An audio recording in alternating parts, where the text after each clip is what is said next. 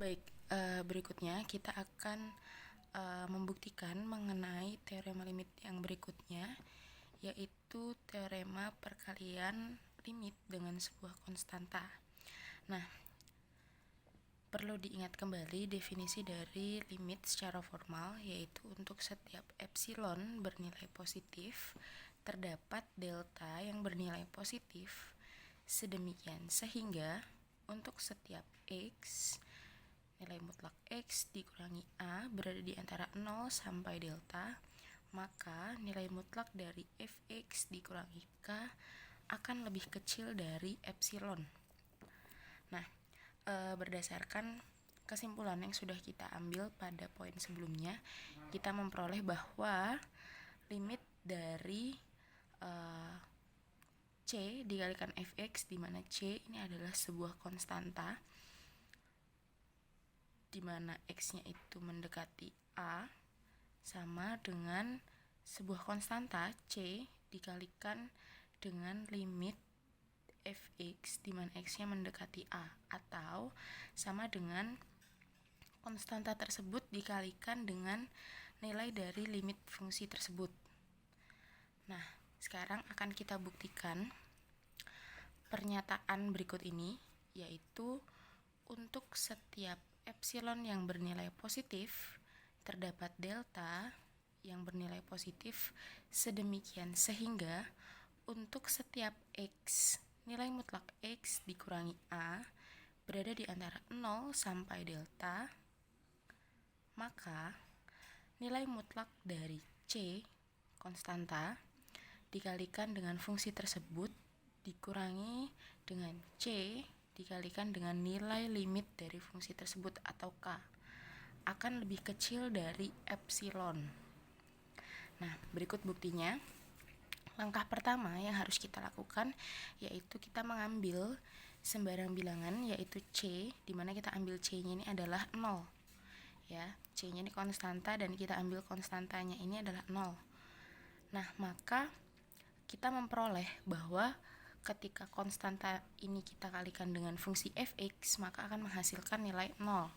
Sehingga bentuk limit dari bentuk umum limit berikut ini, yaitu limit dari c dikalikan dengan suatu fungsi fx di mana x-nya mendekati a, itu akan sama dengan limit dari 0 di mana x-nya mendekati a.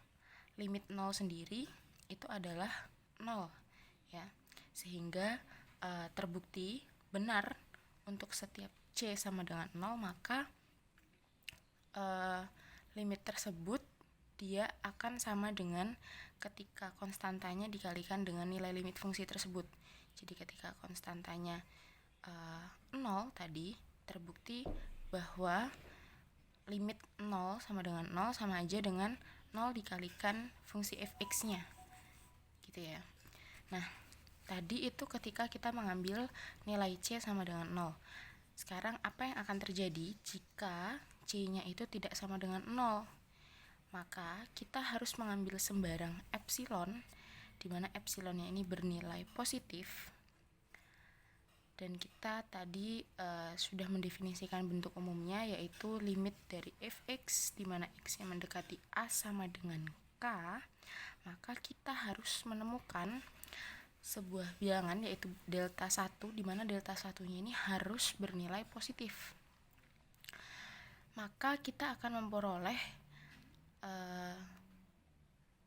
nilai mutlak dari fx dikurangi k itu sama saja dengan epsilon per nilai mutlak c, ya.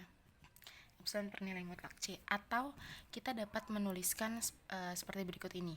Jadi untuk setiap x di mana nilai mutlak x dikurangi a berada di antara 0 sampai delta 1, maka yang akan terjadi adalah nilai mutlak fx dikurangi k itu akan kecil daripada epsilon per nilai mutlak c. Begitu ya. Jadi kalau tadi kita mengambil dua-duanya, dia akan kurang dari epsilon, tapi kalau kita mengambil salah satu, maka dia akan kurang dari epsilon per nilai mutlak c.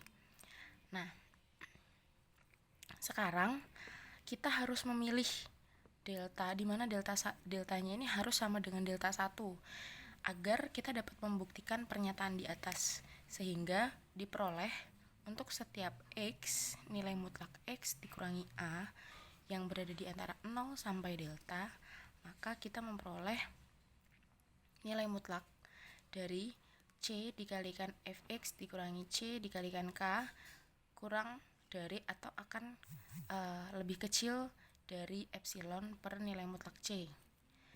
Nah, sekarang kalian perhatikan, kita misalkan nilai mutlak x dikurangi a itu berada di antara 0 sampai delta, maka kita dapat memiliki bahwa nilai mutlak c dikalikan fx dikurangi c dikalikan k itu akan lebih kecil daripada epsilon per nilai mutlak c, ya, akan lebih kecil dari epsilon per nilai mutlak c. Nah, maka kita dapat menyederhanakan dengan memfaktorkannya, maka kita mengeluarkan c-nya, konstantanya, sehingga nilai mutlak c dikalikan fx dikurangi k itu akan lebih kecil dari epsilon per nilai mutlak c, ya.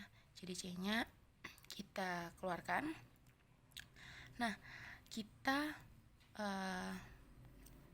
dapat menggunakan sifat dari nilai mutlak, maka kita memperoleh nilai mutlak c dikalikan dengan nilai mutlak fx dikurangi k kurang dari nilai mutlak c dikalikan epsilon per nilai mutlak c.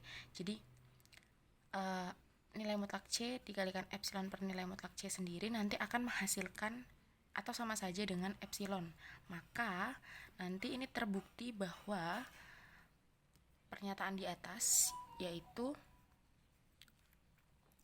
ketika untuk setiap x di mana nilai mutlak x dikurangi a berada di antara 0 sampai delta, maka nilai mutlak dari c dikalikan fx dikurangi c dikalikan k atau bentuk ini sama saja dengan bentuk yang ini, ya, akan kurang dari epsilon, sehingga terbukti bahwa pernyataan yang tadi kita ambil itu sesuai ketika kita buktikan dengan definisi limit menggunakan epsilon delta.